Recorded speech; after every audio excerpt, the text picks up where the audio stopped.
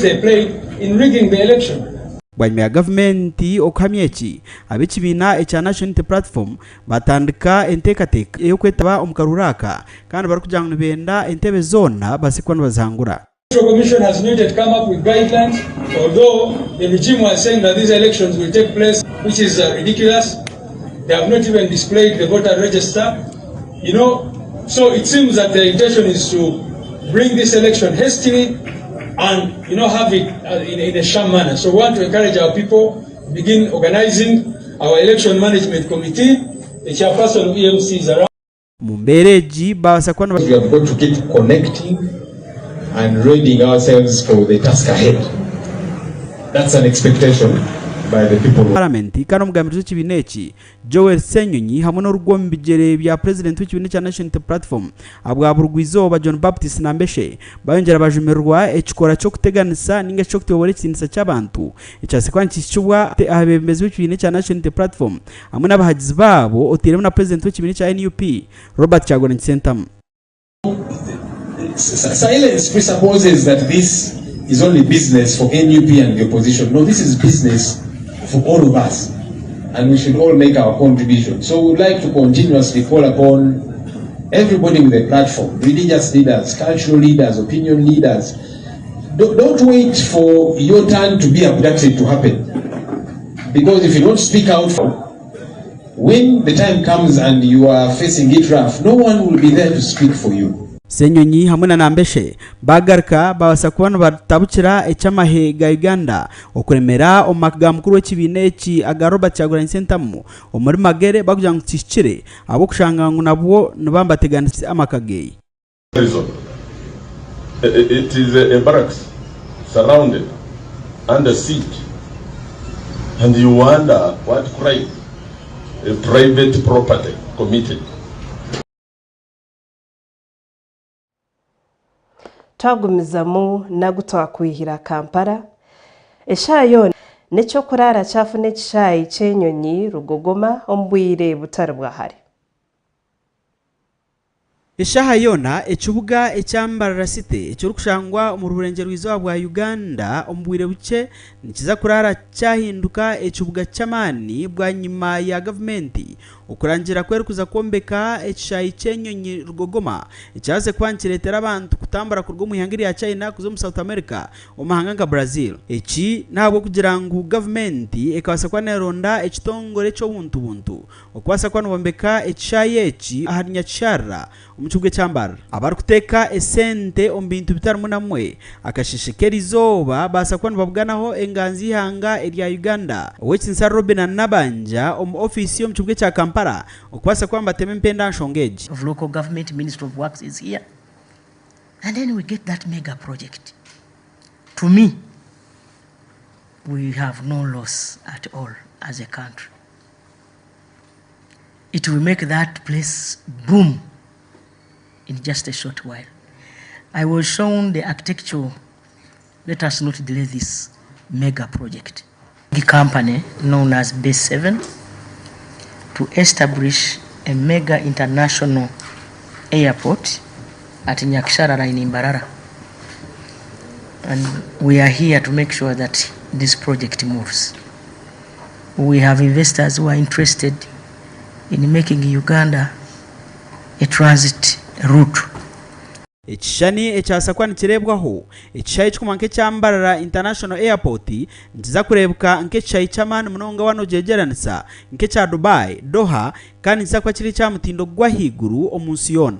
Government ya Uganda kurabira ombantu buntu nibategatega kombeka ekishayi eki aharinya kyarra omukibuga kyambarara akeshekera izoba abantu aba basakwa nibahamze enganzi yangiri ya Uganda nibaza kweki kubasika kyona kuranga omurimo gwo bagukora kurungi. Around the government airdrome of Nyaksharara near Mbarara, using Nyaksharara as a nucleus, they intend to build a mega international airport in that area. It takes 34 to 42 hours, yet if somebody was to come from Brazil, refuel at Nyaksharara, it would take him or her 20 hours of flying time. It takes 9 hours from Southern America to Nyakisarara and 11 hours from Nyakisarara to China. Kugerard Chief Executive Officer wa B7 Edi Chisitu na jangwe chaiche nyonyechi nchitirwe omwanya ogu kugira ngo bo muhanda murungi kando mugufu gw'abantu abarukuruga China kuza Brazil mu South America banguhirwa. This project is only a transit route that we're trying to create. We're trying to facilitate a transit route, and on assumption that we had this even 2 weeks ago, then you would have seen tremendous inflows of flights because of what is happening in the United Arab Emirates. And it is also evident that there's no alternative route if this was to carry on. If you go to Entebbe right now, aircrafts are grounded. But not only there, but this facility is actually aimed at snatching about 30% of traffic from the rest of the airports known. I'm talking about Europe, I'm talking about United Arab Emirates. Because that is a very common route, congested and very expensive. I don't know whether you're aware that when you land, for example, in London today, landing is £18,000, taking off £14,000 per person, £60, and taxing on the runway is 1,800, just taxing per aircraft. Kampaneji ni tagasita karukingana square mile abernemwe rukushangwa muri Nyakisarara Mbarasite. Governments are making. And when you look at the model that is similar to what we're going to implement in Uganda, also an example of London Heathrow Airport. So this airport is designed majorly to facilitate a very, very famous route between South America and Asia, but mainly China. China is the biggest trade partner for South America. In South America, we're talking about close to 500 million people currently. And we've seen in the last 3 years, 111 million people traveling between China and South America. And they travel for business and for a number of reasons. Wemeya wechubuga ekyambarasite Robert Mugabe Kachebezi asakwa nagambira mu rukiko rwasakwa ngwetebwamo Attorney General kiriyo wachiwanuka ngo abantu bambarra barinzire ekintu ekikorwa muri nabwanyime ntunguka ebasekwa neige. The news from Barra right now, for them, they are waiting for me to go and say they are starting next week. The excitement and anxiety about this project is high. And when the president himself was in Boma making campaign on his campaign day, he promised people that he's going to put a mega international airport at Nyakisarara. First request is that we put in place a mechanism in which we engage with the relevant ministries and departments to formulate the formative steps of carrying out the project. Wera mchachi witu kuruga umuri Kampala. Umuri Hoima, abanyamahure bashabwa okukwatanisa n'ekitongore ekiramuzi na mnonga omu kibuga kya Hoima barukurabira mu kubahandikaho kurungi. Ebi byagambwa omu rukiiko rw'abaruryo rw'abanyamahure barukuboganaho akakiika ka Judicial Service Commission. Abanyamahurire bashabwa kukwatanisa kurungi n'ekitongore kiramuzi omu kibuga kya Hoima kurabira mu kubahandikaho kurungi. Ebi byagambwa erizoba omu rukiiko rw'abanyamahurire hamwe n'akakiiko ka Judicial Service Commission. Thank you very much. My name is Maria. Liana Chimono, ogu grade 1 magistrate wa Hoima, wajwekera chief magistrate yagirangu abamwene bazo mu koti n'ekigendererwa cyo kutinisiriza baramu. It is you will do it legitimately, but people on the internet will pick the pictures and abuse, yes, to harass you up to your home.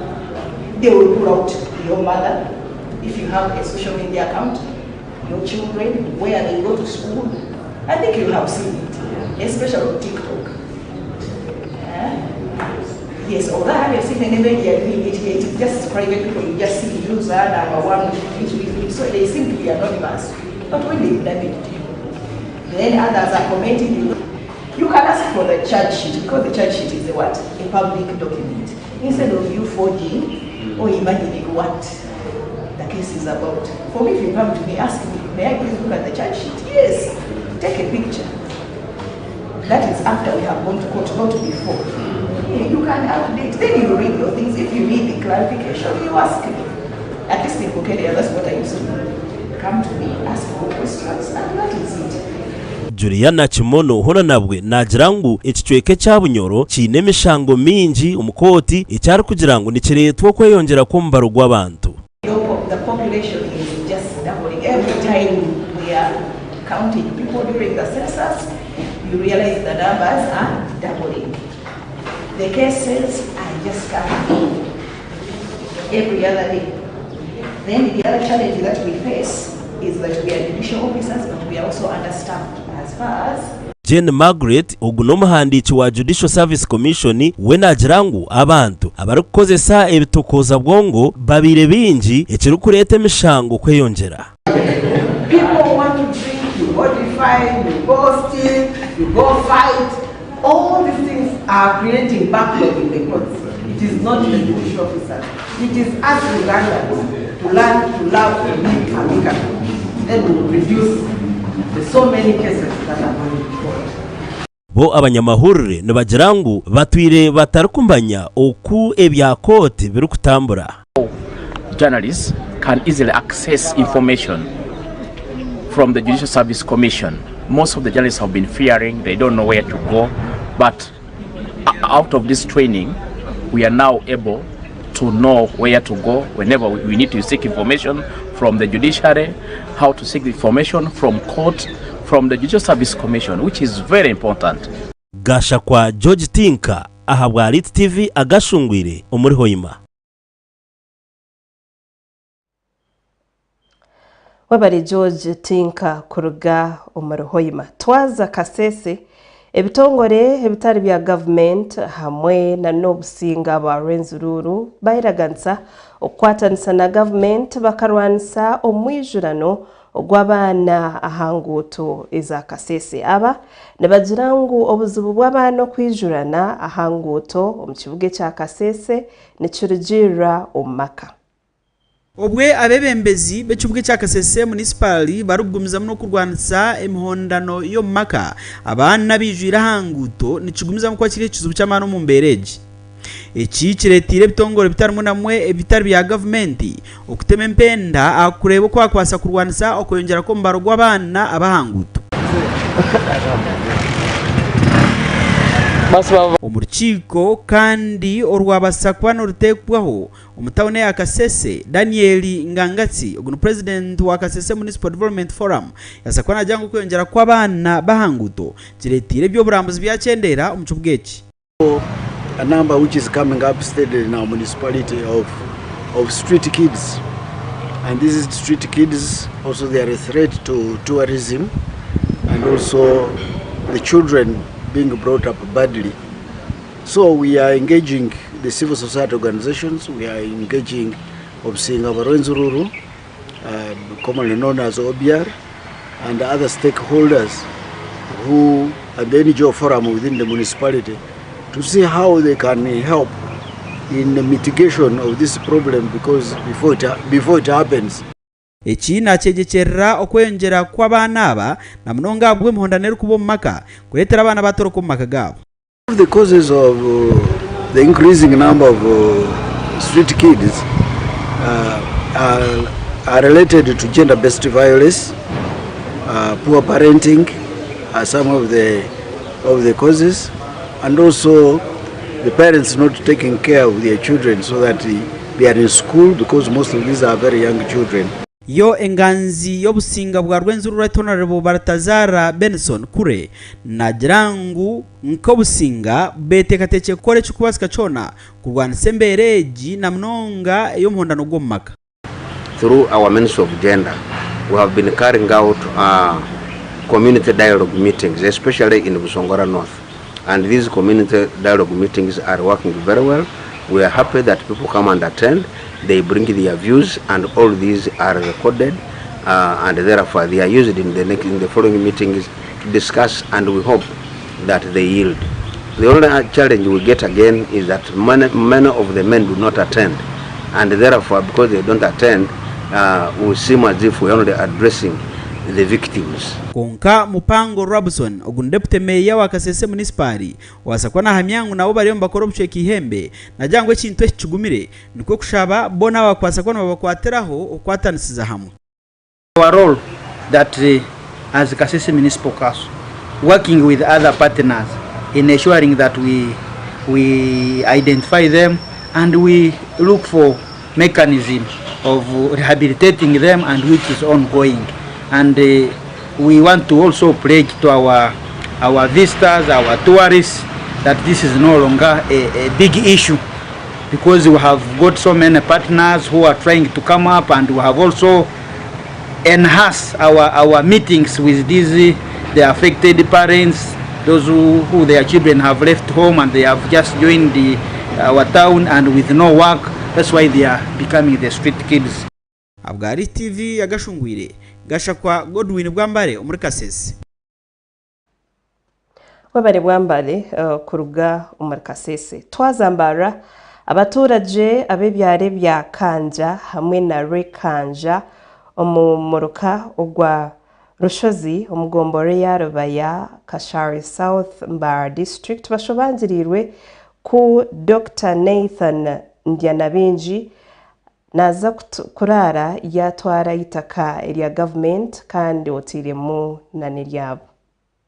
Abaturage bebyare bya Kanga hamwe na Rwenkanja umuruko gwa Rushozi omugombore ya Rubaya Kashari South Mbarara District no bashobangirirwe ku eshaha yona Dr. Nathan Ndyanabinji narara yatwara itaka rya government yotwarire munagabo. Abaturage aba nabagerangu omwaka gwa 1992 Dr. Nathan akije kiro yatandika ko mafamu omwidake rya government omubwire bwo rutaro nuko kutandika kurisazamu nubwo hati batwire nabahoza nawe konkitaka akiremere. Umwaka gwa 1992 Dr. Ndyanabinji akija kwatuma nyagwa government ogugurubera kaguru mukibira yagukoma nkiro nubuza kushira twashanga yagukomere ikibira yatahabu kuchikura yayizo nsumu gishogwe ahaburutaro bwanyuma rutaro kurwahwire mushekibiraga yachikwire yagukomere kurugobwe umwanya yagutwara mwero bwanyuma ya government kutandika kuterera abantu twatandika kuterera nuko kweta district ekije kasavinga umwanya ugu bakashanga kujyaho kujya hagati ako undi yanabanje ari kuburaha na ijomo umwanya gwe guze kagwine cyapa hatarabwo cyo gutugwa district kagutaha kujya hagata kutwayisere district kuye kutwagiterera nduru yija no musaviya yagusavinga twashanga umwanya gurwa hagati gwitu twakorera cyapa turabenyemo turebe byakoze rebitarabire birunye ibyo nabyo bimwe ibyamuterasi byamwimisakaru omurukoko abantu mbasasibwa itakeri kabire part yeri bensebo mwagira mu office ntubanka tukatandikire eshongeza abanyarushozi nizbashasha egombora ekeja yakorera cyapa yagumanya nangwa wabera gutwire tukakwabara egombora yagumanya egombora yija yakusaveyinga yakorera cyapa kwanko mukamubabera ubwo mukamubabera gutwire kuyamanya gutungire cyapa ya tutopkoti ya haba bayazo tweko mukota nambwene ali tetyo twozana infakta na hozana district yawo. Abaturage nabagerangu bakashyikirira ishenteko wentebe ya gatano aba district yambarra omwamedi dastabaro tumwesije nuko gukora ecapa cy'itakeri konka kuyamazire yija yabwanaho Dr. Nathan okurugobwo bapurida ba district tabakagarukaga mukoti ukozo mushangogo. Nyuma yarabanye kututo mukoti twatandika koza tuzo mukoti baro yabagamnente babura cheta baro chairman wente yakatano asajwa ashowize cyapa abarakuzanye aha muhe ko twiyabire neza kubingo mushango ahabo kubura chikoratara kutwazayo kutwa following kutwabikoratara koti baro yabandi yarabanje batabarza district yabashashura miliyoni 5 aho kugira ngo bakosha koti 2 batakuza mu koti keri yo muze kuza kubinga ebyita karibire sasa munongo mwene sebo watukorera ikintu icyo n'ebishanje n'ekyakashatu uruhu n'ekyakangahe uruhu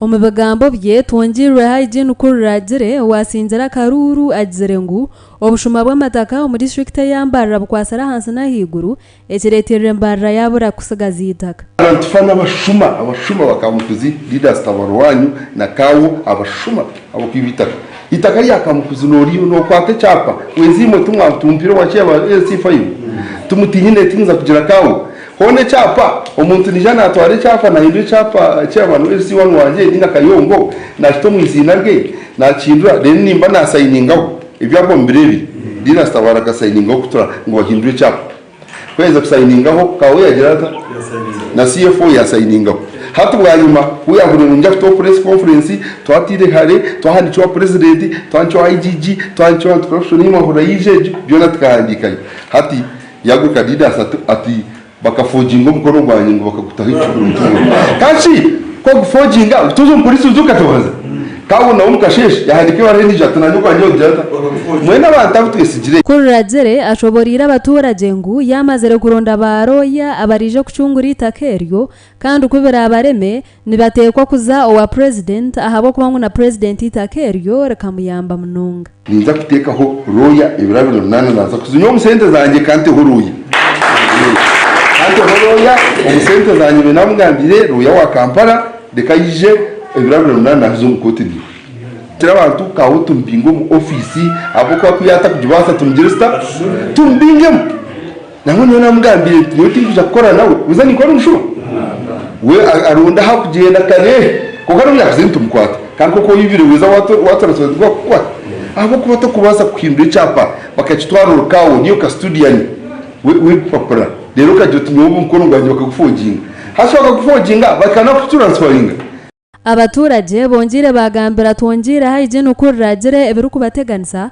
ebirumo obushuma bw'amatungo amashanyarazi enguto amezi hamwe n'ebindi tamukabaye imbuzina zona zero kwaka buyisharaho binashanga byana munana na ila pitinye kirosha mushanju ajane motoka mwene kiki wishwine cya sikiko kugira naho mushanga gabura gamara wiki yo kano shanga abamwe tukozisa amashanyarazi tubisuko habwa amashanyarazi shanga twamara wiki twakiriye kuki takero kitehuruze umwanya kubabwire hatwagumira gasha kwa Derek Katsime omurika sharmbarara ahabwari television Agashungweire wabare Derek omurika shari Mbara district twaza mpiji abashubuzi abarukukoro mza kiosks hamwe n'emidara hanguto bagwerwa kagwe bwanyuma yo kuyimuka bakaza aho barukukora umurimpiji bakashanga hacingire abashubuzi abarukukorera omuri za kiosik hamwe n'abemidara ahamahanda bakera kugwerwa kagwe bwanyuma yo kwika aho barukukorera bakashanga hacingire ekinte cyabatabura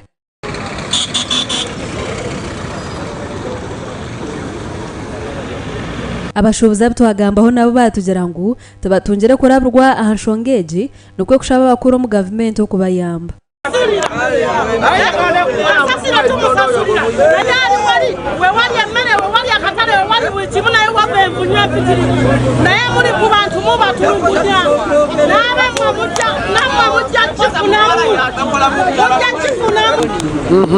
Kulabiddawo nga batutika ebintu byabwe bikina kibe basinga otwala byonna buli kye basanga ku kkubo kati fe omuntu wa wansi akola atya baagala tulyewa tulina abaana bakadda ku masomero tugenda kuwaayo ki senga kyetusaba tawuni kanso ng'omulimu gwekolago mulungi era gutereeza ekibuga naye kubasuubuziga bali mu tawuni muno n'enfuna y'abantu bamufunaafuna nga tobateeketeekedde oba mudde wano oba tubaagala mu kifo ekiti kyekyandibadde kisinga okukola ki okuba ekirungi oba osabye wiiki emu ne bagikuwa obe ku kkubo ofune woyiise wala okufuna gy'onooliisa abaana bo ne school fees munnaye kuba kati embeera ya Uganda yakutetenkanya ndagire Farida Semparame y'omusya orukugarukaho yajumirira ekikorwa eki kutwagamba nawe ahanshongeji olwaleero tufunye obuzibu ekibuga kyaffe eky'empigi ng'abantu baffe tukedde ku makya ng'abakulembeze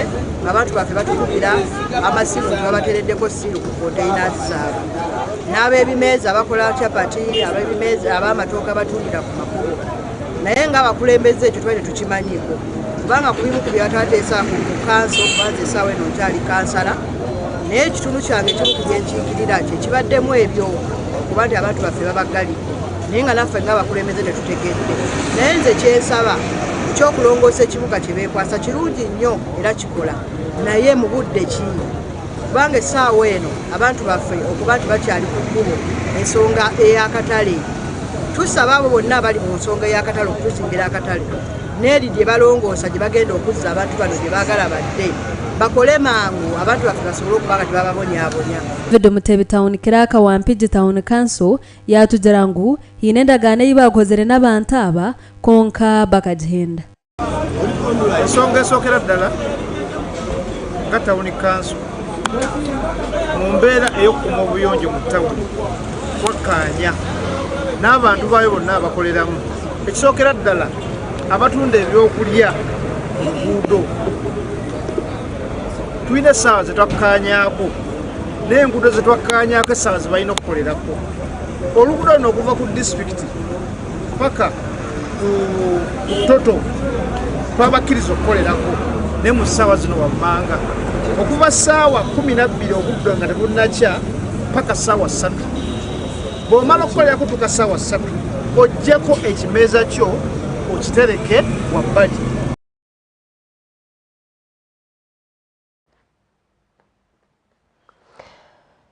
Twaza Mbara police omuri Mbara erizooba burikushesha yakwata abashuma b'ente kandi aba nibazitamburiza omu motoka eya kanta registration y'enamba UBH 094W.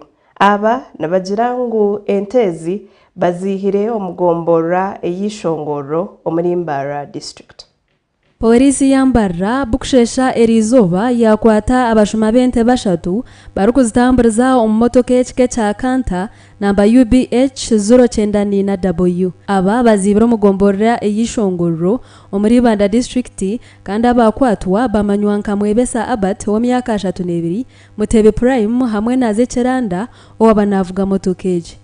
Tugarukira kutotiye kirya checkpoint ninga road broker emotoka namba UBH yija ya kanta eine entishatu tuze kujukwata twajiguze bihandiko byabara ako twintentera twatregetinga umubana nyamu nazitwara arufura omurumbarara ndavuga mu bintu bugeni so twatekateka ngu aroho ebintu bitarekiriya twagutuntu interrogating umukasheshe bajangwa zente bazihire ishongorero bakazishongorero kandi amahoro gutiyo ntufuna ngo bazibire bisheshe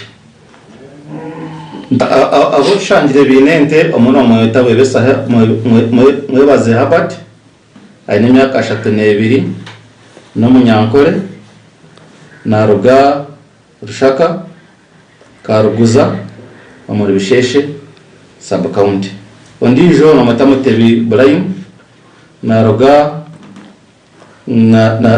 Nyamitiyobora omuri Kakoba ward wakati mutase kiranda abara driver na ruga omuri Biafu semu Kamukuzi ward.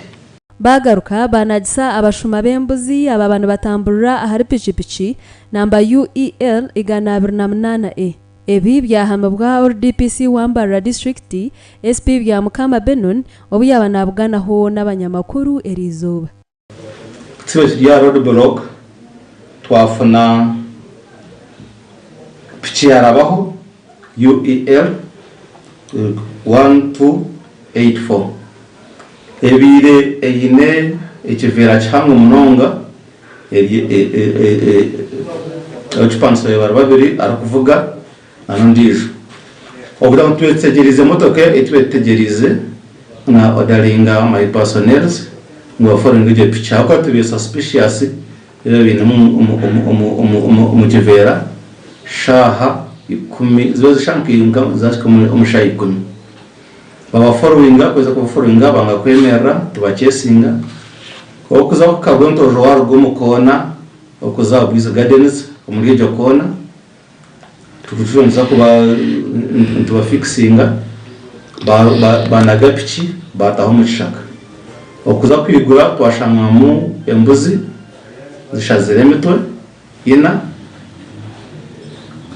ubu yaboroho icyo bakozire bashazire emitwe biyaho byenda then emitwe baje kwata bagiteka umundo mu byenda so icyo tukoze kugira ngo bukire nyecero twakwata ikivera twakigaruza babirikire ne moto na pichi kutwaza kucekinga mu kasheshe twashanga eroho ebintu bitakucenjikwa kandi ni ntekateka abantu zipichi ezuturugunya abantu bambara road district nuko kuterera abantu omuranga ngo bakendeze obushuma nuko kushaba abantu okwatansa na polisi okumaraho obushuma kubuza abantu abakurikiriza abashuma ngo tumukine ebiro bingi bibaryo mu ngano tubine kandi zo kubakwata kandi we orumeya wabwizi bwera Rutoma Town Council Patrick Bagambwensi yasima mnongo murumo gu polisi yambare ryo nekora eyebembirwe DPC wabo shoni ya polisi ibasize kwatenya mishwezi abashuma bakuzitambuza zikurga nabaheta 5 na 8 wishongoroko zikuzayitu beta kucenga cyo cyonka operation yemwe bagataba kwatira mu embuzi ziri mu kadeya embuzi kwikankina zubagire abashuma bor kubaga rero bakati transporting enyama nyenda kusima DPC afande denon na team ya Wizwera police station ahabo murumo operation eji tugo kubanza batankire batwire bakwata only that ubwire bunje bakwata konka tuba kuza kamera konka mwene eki twahirwa twafuna abanyamahurire okusharinga ho nabo Ajuka David uri umuhezi wa RDC ahabwambara district yashaba abantu kwimuka hanse bakakora bakarekeraho ubushuma bari mu kishoku kwiga abantu baba batarakuyenda gukora na munonge minyeto ababo kuzarubenge kurgashahe mwe kushikashaze ngayiziciro barya rubenge muri izire kwiba abanyakore binefungire kugira ngo akavuga kayiba kihoro mugongo gwako nzakuba nze kwiba polisi yite niba kwata tubareta ntabaso gashakwa Ntorina Mariam ahabwa ari television Agashungweire Nugo twabatskwinire habwe ceka citu cyo kubanza utargaho natugarukana minji omuceka eca kabiri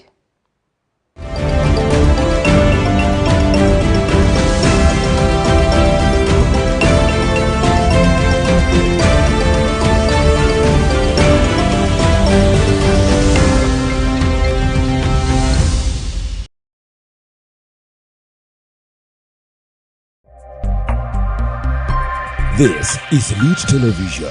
Gamba Nokura.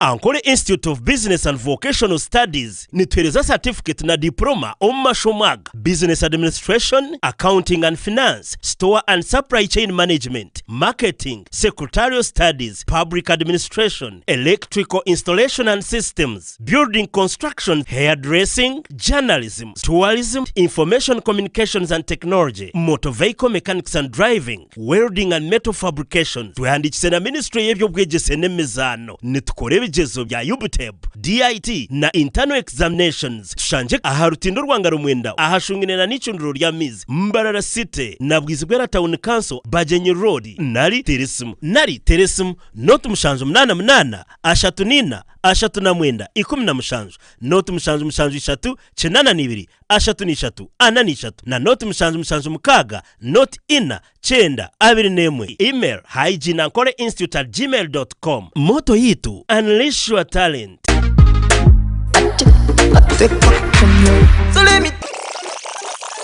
So let me tell you, nkokwa bulisho na kashesho bano mwazi oravu note kwa kuguma. Yo, amazina nabanyeta Vale Music His Excellence Burwa Mande mpaka koru wakatano ni Maria Elite Television na shira on program yo wakata music best sham mpaka sham nana ezihangwe. Bobino ya.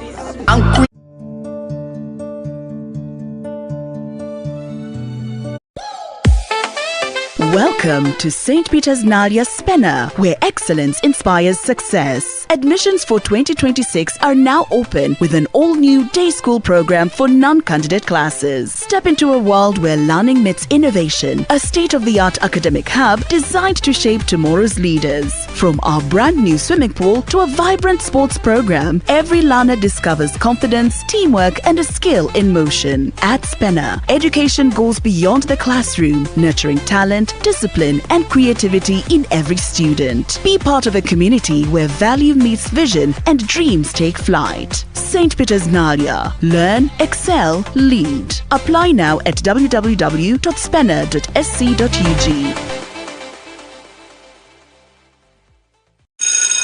Obwire bwahika okugarura abana hamashomero teka ishomero rumwe mare school nyino bujuruzi abana basajja abana kandi babakwataje ishomereri riyine library nungi y'omutindo kandi bina bashomesa batendekirweje ryo mwanya gweherire nebyombeko birungi otebirwe nebizaniso by'abana aha kuryaje bakachendera ebishare byabwizibwera Parents Nursery and Primary School nibashyira buri muzire okwehanditsa nukukigendo misho ishomero rishanje mu rubwizibwera Rtoma Town Council Mbarara District aharuguto rwambarra okuzibanda aha street yenyuma okumanya birukiraho terera director aharu note mushanju notina 521108 ningashi note mushanju 532525 ninga mukuru wishomero aharu note mushanju 56 na note mushanju 5 Bwizibwera Parents Nursery and Primary School Tujerangu, knowledge is power.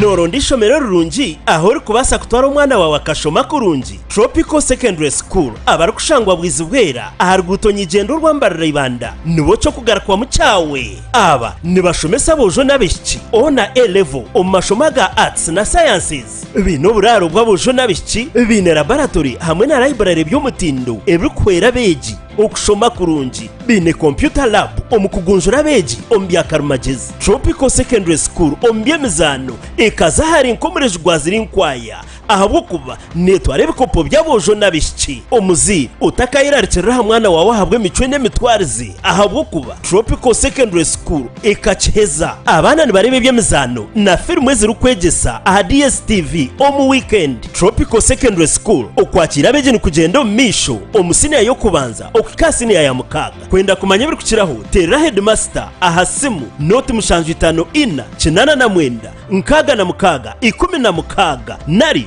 gambana director ahari note mushanju note 3 na mukaga 8 na note mushanju 8 19 note 3 Tropical Secondary School for greater horizons. This is Elite Television. Gamba Nokora.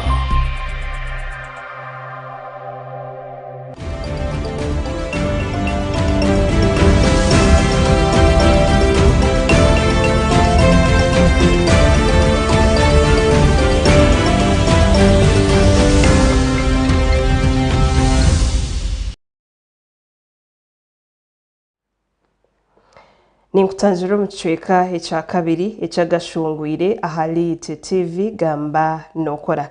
Omar Kampala karishorisho wa government Justice Naluze Aisha Batala herijoba yashobora ebibasize kukorwa omubiro igana ebyamazire omu office ogu nagirango bwahati batunjire mishango eri kwingana 1516 kandi muri ejo bishatu n'obushomankuzi kandi bahereze kugaruza miliyoni ziri kwingana 89.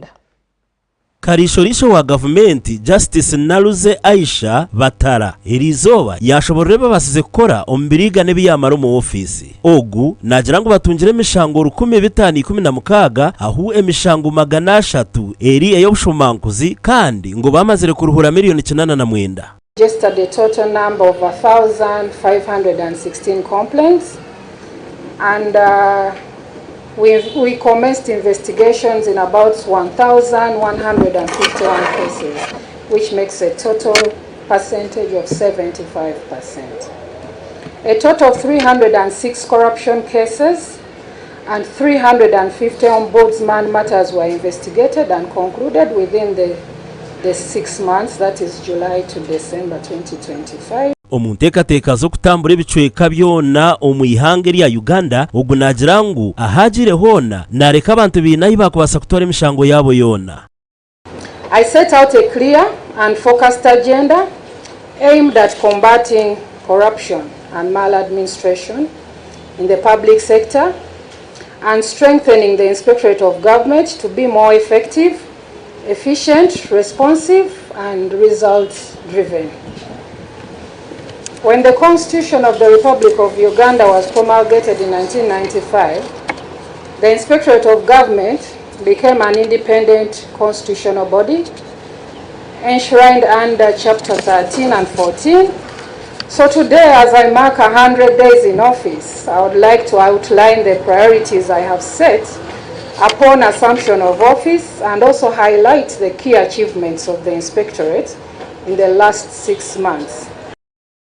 Kandi hono muringo nigwe gumwe muri burenge rw'izoba babasize kukwata abantu bashatu abayetabira mu kuryenguzi omu marwariro gatari gamwe na gamwe. Improving the complaints registration and the feedback mechanisms to the public by enhancing the IG contact center and streamlining internal case handling processes to ensure that they are more responsive and transparent. I have also placed strong emphasis on automation, digitalization, and digital transformation to modernize the operations of the Inspectorate. Further, I have directed the prioritization of high-impact cases, emphasized the prosecution-led investigations, and expanded our focus on money laundering to ensure that our interventions have a strong deterrent effect when it comes to embezzlers. Nikwe kurabura ngu bingi ne bakikwatwa ahabwo bushomankuzi. This should be a warning to the public officials out there that if we get you, our first action will be to ensure that you are prosecuted. Similarly, I am committed to ensuring that at least 50% of our recommendations are implemented. So this will be done through strengthening the follow-up mechanisms. Kandi we Robert Rugorobi, director wa anti-corruption nagira ngu ebicweka 70 harigana by'emishango neyo kutwarwa omukoti. Abarukura amarwara ga government omurimbara district baraburwa obutikiriza ba community health extension workers okuragura abantu okuraburwa oku kwahebwayo ari minister w'ebyamagara omwihangeri ya Uganda Dr. Ruth Jane Acheng obuyabari omujenyi mukuru aha mukoro go kujweka abatwire nibashoma ebyobushaho. Abarukukura amarwara ga government yibaraburwa obutikiriza ba community health extension workers okuragura abantu okuraburoku kwahebwayo ori minister w'ebyamagara Dr. Jane Ruth Acheng oyabari omujenyi mukuru aha mukoro go kujwekera abatwire nibashomesibwa aha byamagara okumara mezi 6 abarukumanywa nk'aba community health extension workers omukoro gwa bakamu kuzimbarara city aha kibuga kikore kya Mbarara district.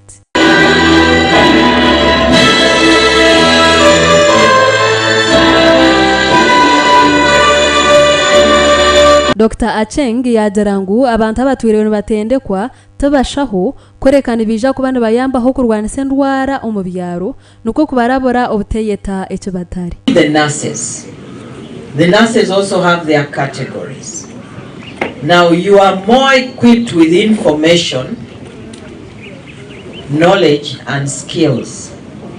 You supervise the village health teams but also work alongside them to empower them with more information. The VHTs can move door to door because they are in the villages. You cannot finish door to door movements. So if you decide to distinguish yourselves as a class apart, you will not handle the issues in the villages because you have a lot to do, including reporting.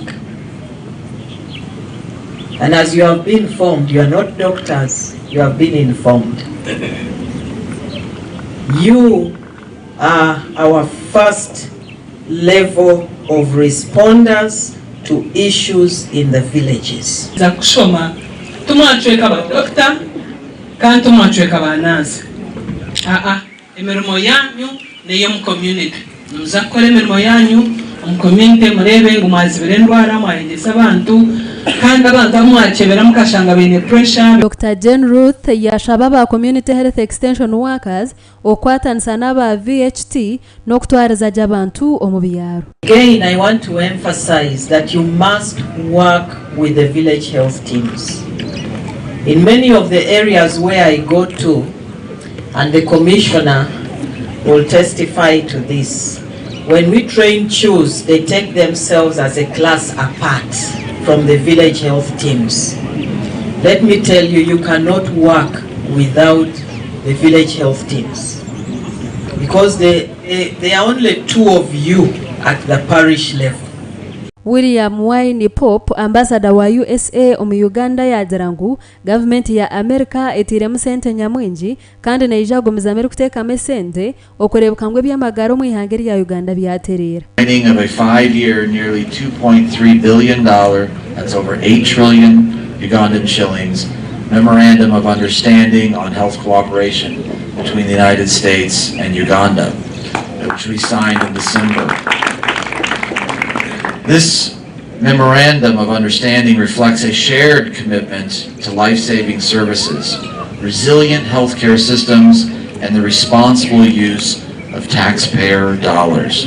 It is an important part for the United States of the America First Global Health Strategy, which prioritizes self-reliance, national leadership, and durable systems that protects both Americans and Ugandans. Kandi we Dr. Diana Atwine omuhandiiki wa ministry y'ebyamagara yashaba ba community health extension workers okukozesa gye ebintu ebibahebwa omu kurwanisa endwara omu byaro. Mukozese gye ebyoma ebintu ebitutaza kubahereza nyaburamu mutakozesa ebintu ebi kubi twakuhereza blood pressure machine rero katandika kwigura clinic ng'ori omusha ngo rero oli omushaho rero bakatandika kujya doctor rero okatandika kujya ngo doctor nga mukozese ibintu ebije mwakora ahecho kugira ngo mbwenu bacyuzi beja mbwenu hati tokato bareke babene bo babantu bahembazi bane bayakira baruire mbwenu imwe mukoreki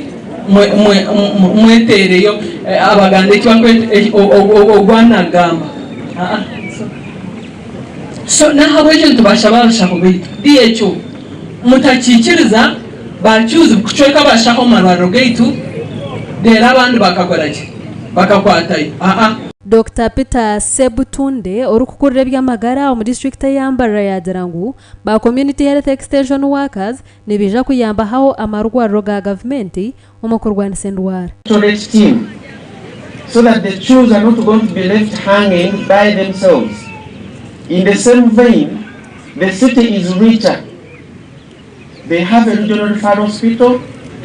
They have big PMSP hospitals.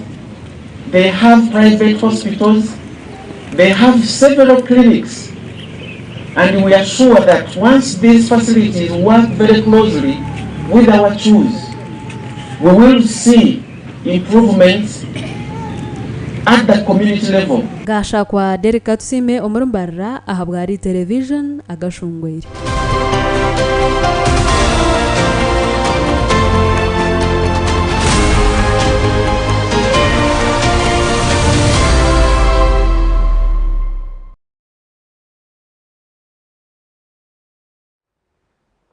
Omugutu akwira aheru ya Uganda orutaro rwa United States orwa Israel hamwe na Iran rukiriyo rwakeyongera kujanjara omu mahanga aga Middle East.